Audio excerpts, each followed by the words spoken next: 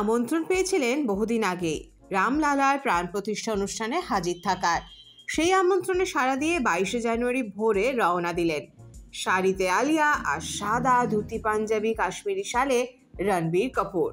কালিনা বিমানবন্দরে আবার দেখা রোহিত শেট্টির সঙ্গেও। আজ অযোধ্যায় তারকার হাট।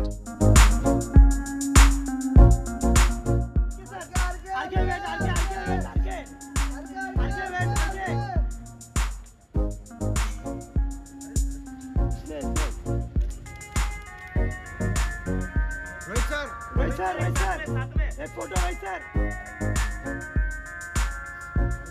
साथ में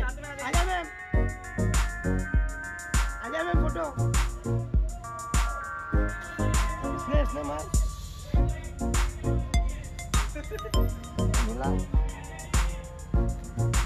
जय श्री राम